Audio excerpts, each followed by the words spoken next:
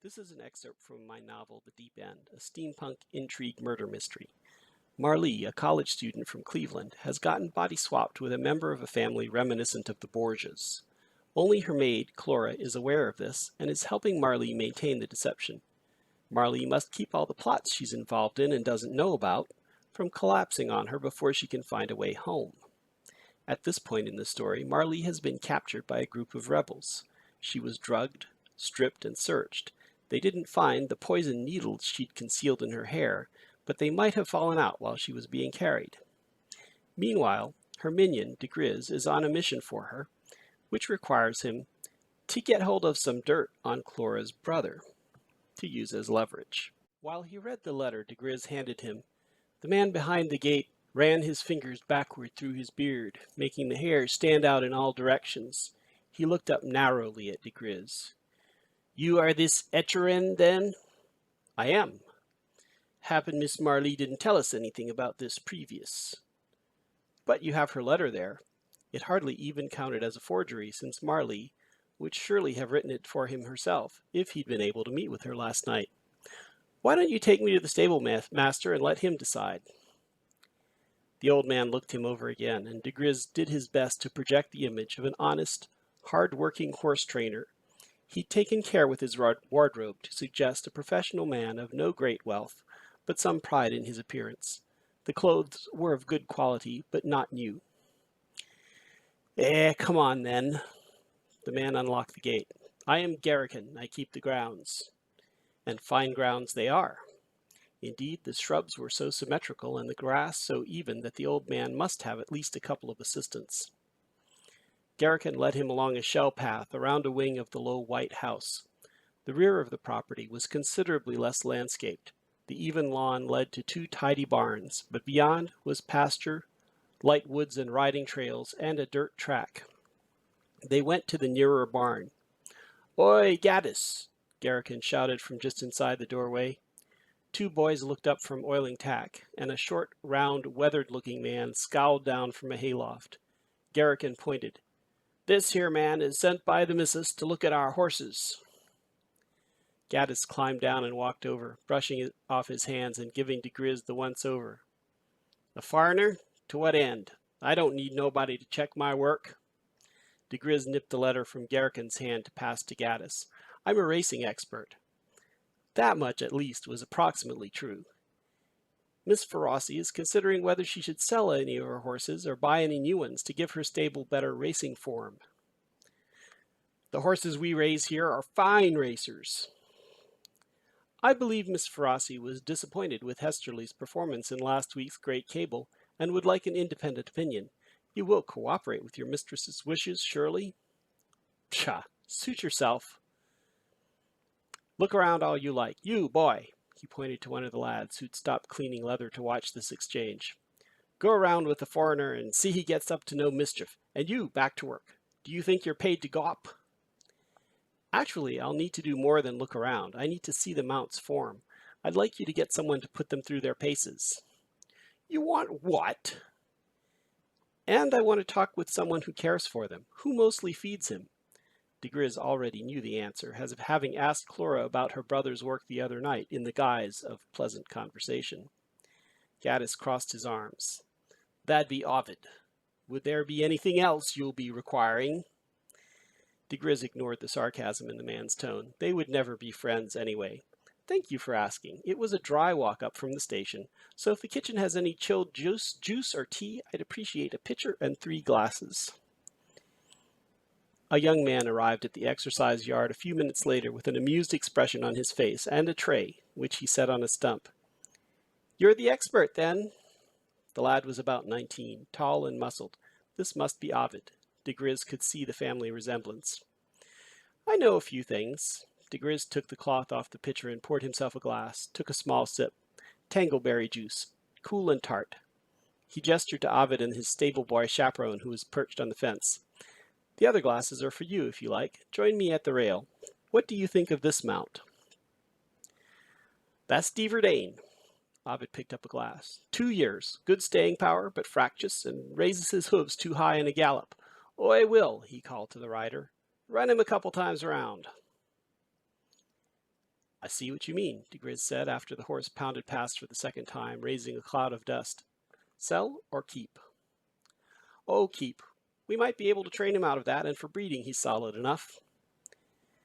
There was no better way to flatter someone than to ask him for advice, so he sounded Ovid out about each horse, taking notes in a little notebook. Actually, the lad had good horse sense. He'd been watching and noticing, and knew what made for a good racer, better than de Gris himself, who knew racing only as a spectator and better. If she didn't find it necessary to send him to jail, Marlee might do well to promote him to stablemaster in place of Dur Gaddis. 3 more horses were put through their paces before the bell rang for workman's tea. Compared to a town tea, this was a primitive affair. Served in the kitchen of the main house, it included quantities of brown bread, greasy sausage, and pickled beets. There were 8 at table, plus a tired-looking young woman doing all the cooking. All these were locals, curious about the stranger and about what his presence implied. Their questions kept him from quizzing Ovid as he'd intended, but there were more horses to see. On the way back to the paddock, Ovid held up a hand, and de Gris stopped. "What?" de Gris asked. Ovid's gaze was fixed on the side of the path ahead of them. "A coney," the stable boy said, just as de Gris spotted it himself.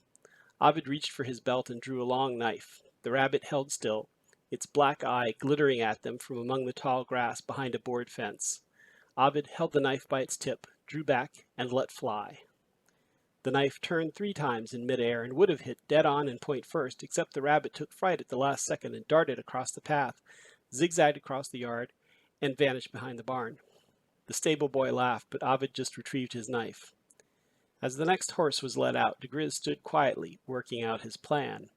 He waited until the stable boy left them for the more interesting pastime of throwing sticks for a large black and white dog. "You're pretty good with that knife." Ovid grinned. "I hit the target now and again." "I wonder whether you're as good as I am." Ovid's grin widened. "Happen you fancy a contest?" "If I can use my own knife." De Gris opened his vest to display the set of 3 slim blades he always carried. "Let me see them then." De Gris passed him a knife. Ovid touched the point, tested the balance. "Very fine.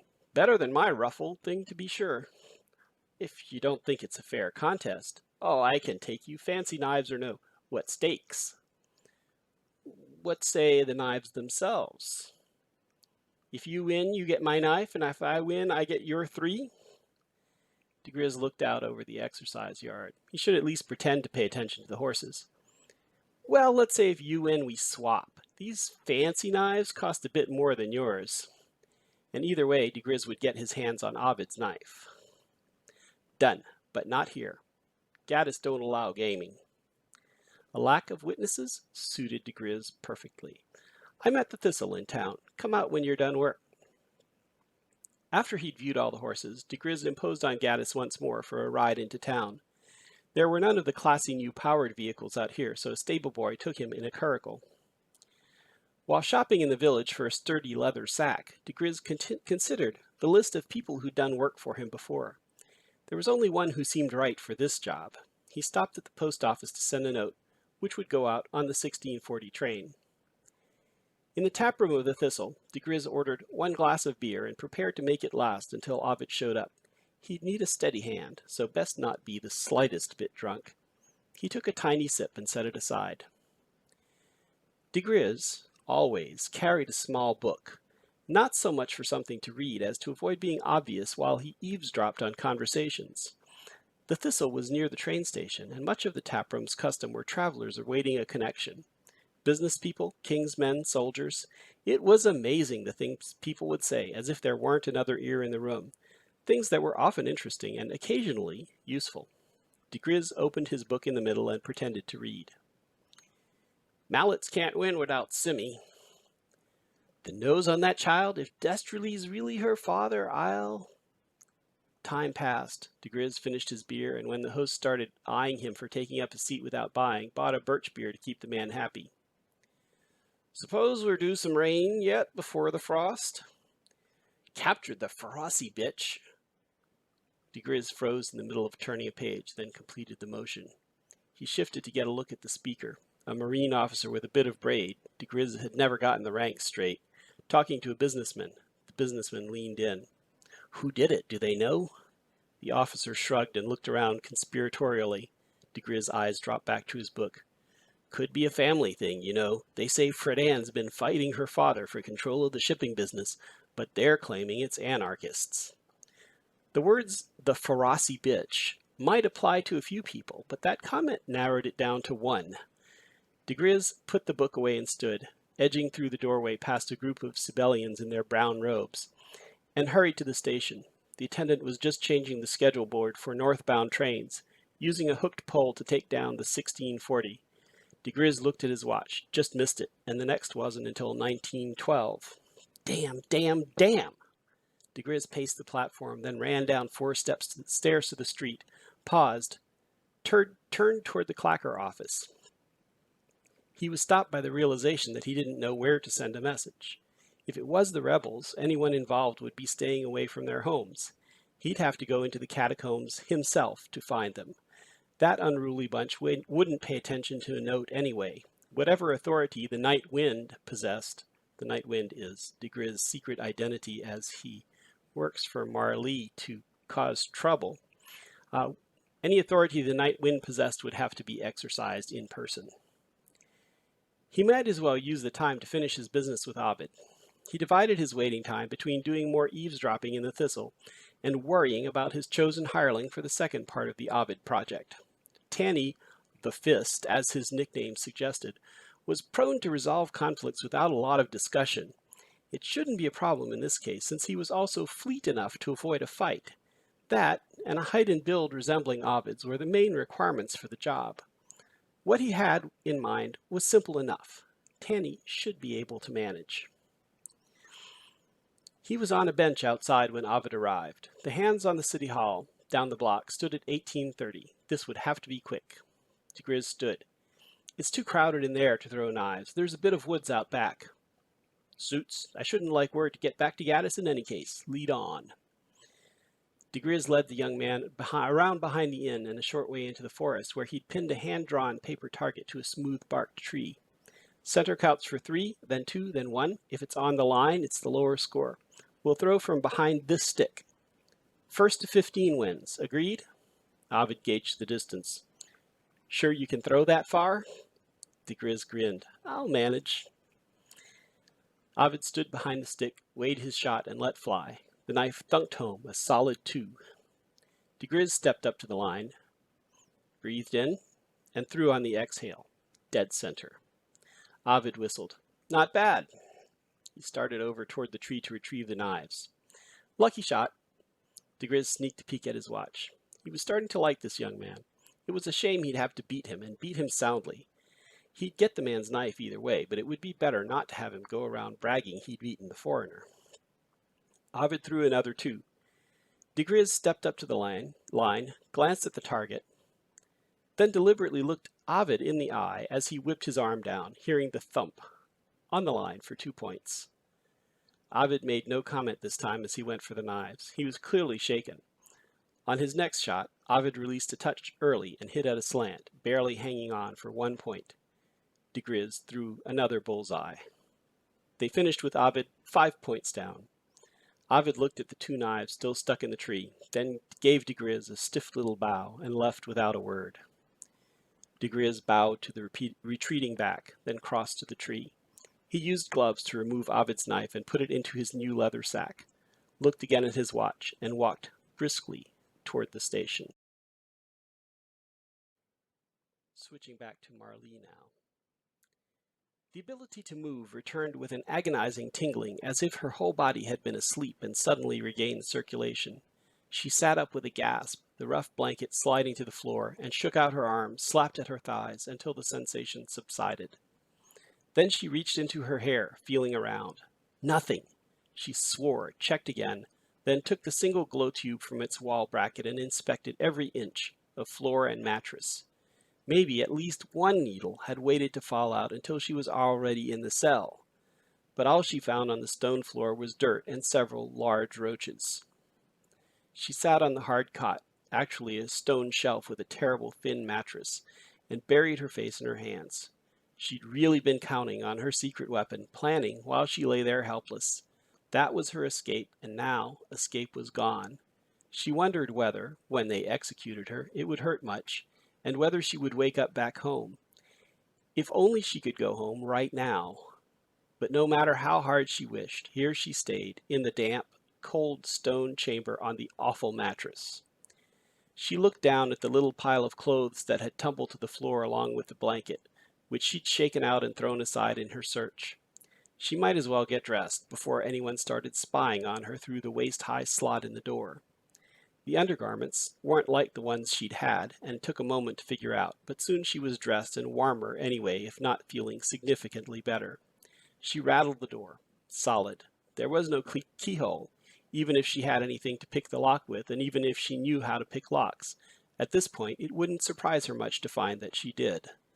She looked through the slot, seeing firelit stone. The opening was too narrow for her wrist, but she scraped the back of her hand, feeling around within reach of her fingers, finding only rough wood and nail heads. A face loomed on the other side, brown skin and shadowed eyes. Marley gasped and pulled her hand back in. "Up and about then, are we?" Marley recognized the voice of the man who'd ordered her searched. "Let me out," she snapped, "or you'll be very sorry."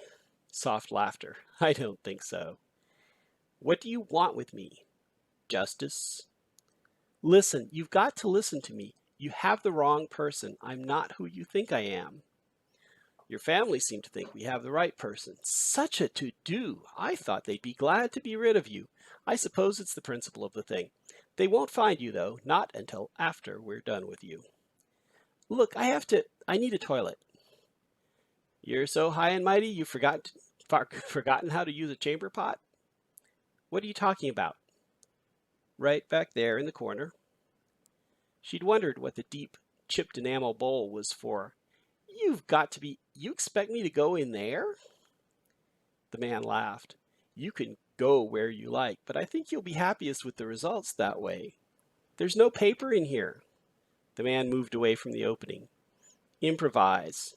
He sounded bored. Marley's list of who she would like to stab with a poisoned needle, should she get her hands on one, underwent a revision in its ordering. In the constant gloom, it was easy to lose track of time. Twice, food was pushed through the slot. Roasted meat with too much fat, vegetables boiled far too long. No utensils, of course, and no napkin. Sleep was impossible, and she had nothing to do except pace and worry. Now and then she went to the door and listened at the slot. Sometimes there was movement out there. Someone was guarding her. Since the only way she could get out would be to convince someone to open the door, she called out each time. No answer. The fourth or fifth time she tried, there was a rustle, and a face came into view. A woman, not the same one who'd undressed her. "Who are you?" Marley asked. "What's your name?" They call me Lily." "Lily, what does your group want? You're anarchists, right?" During her enforced stillness, Marley had remembered where she'd heard the name Night Wind before. "That's what they call us, but it's not true. We're not anarchists. Well, mostly not. We're against the monarchy and the system of privilege that lets a few families keep getting richer while everyone else works hard and stays poor." The woman, hardly more than a girl, spoke with a degree of earnestness that was almost painful. "We're not so far apart. I think that's unfair, too." The girl snorted. "Yeah, surely. I know about the things you've done. You're not against the system. You're the worst part of it, and everybody knows you're crazy for the nobility." That was what people thought of her? That shouldn't be any more embarrassing than everybody thinking she was a villain, but somehow it was. Wait, stay focused. She shifted from a squat to a kneeling position, wishing they'd given her a chair. "There's a certain romance to the old system, but it's not a good way to run a country. I'm in favor of democracy." "See, that's what I think. That whole divine right thing is nonsense. What are the gods but a bunch of jealous, squabbling children with thunderbolts?" It sounded like Lily was quoting something from a speech. "They don't have the sense to choose good leaders." "Exactly. You see, we're on the same side. If you just let me go, I'd work for the cause of democracy alongside you." "Well, no." Lily sounded regretful. "I couldn't do that." "Why not? Don't you think I'd do more good for our cause, alive, not dead?" "Well, first, because I know you're just lying to save your skin. And second, you'll do us a lot of good dead. You're so famous that when you when we publish the transcript of your trial, everyone will want to read it, and then they'll see that our arguments are right and join us. Marlee sighed. Having used the internet, she didn't share Lily's optimism that people simply exposed to superior reasoning would be much influenced by it. But by the same token, reasoning with Lily about it seemed pointless. Look, the Cedos already have spies in your organization. Cedos? You mean the Sados? Whatever. There are too many people in on this to keep it a secret.